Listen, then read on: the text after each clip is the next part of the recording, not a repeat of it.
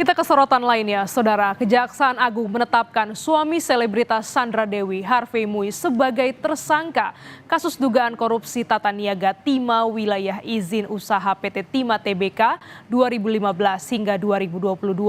Harvey Muiz menjadi tersangka ke-16 tindak korupsi yang merugikan negara sebesar 271 triliun rupiah. Kejaksaan Agung menetapkan suami Sandra Dewi, Harvey Muiz, sebagai tersangka dalam kasus dugaan korupsi tata niaga komoditas timah wilayah izin usaha pertambangan PT Timah Tbk tahun 2015 hingga tahun 2022.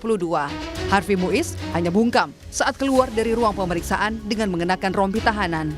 Suami selebritas Sandra Dewi ini diduga mengakomodir penambangan timah ilegal dengan berkedok sewa menyewa peralatan pemrosesan timah. Harvey ditahan Kejaksaan Agung selama 20 hari ke depan di Rutan Salemba Cabang Kejaksaan Negeri Jakarta Selatan. Total, ada 16 orang tersangka yang telah ditetapkan Kejaksaan Agung dalam kasus dugaan korupsi PT Timah Tbk. Kasus posisi dalam perkara ini bahwa sekira tahun 2018 sampai dengan 2019,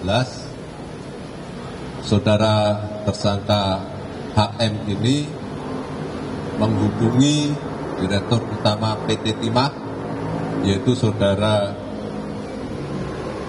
MRPT atau saudara RS alias saudara RS dalam rangka untuk mengakomodir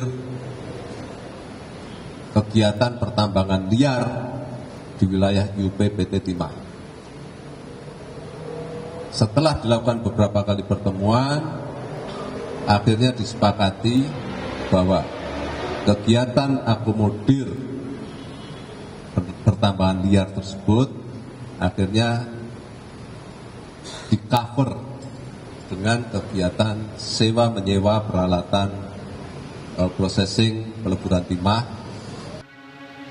Sebelumnya, Kejaksaan Agung juga menetapkan Crazy Rich Pantai Indah Kapuk Helena Lim sebagai tersangka kasus dugaan korupsi tata niaga komoditas timah wilayah izin usaha pertambangan PT Timah Tbk tahun 2015 hingga 2022. Usai diperiksa secara intensif, Kejaksaan Agung langsung menyematkan rompi pink sekaligus menahan Helena Lim. Menurut Kejaksaan Agung, Helena selaku manajer PT Quantum Skyline Exchange diduga telah memberikan bantuan mengelola hasil tindak pidana kerjasama penyewaan peralatan proses peleburan timah. Helena kini dijerat dengan Undang-Undang Tindak Pidana Korupsi. Sementara diduga kerugian negara dalam kasus ini mencapai 271 triliun rupiah. Tim Liputan, Kompas TV.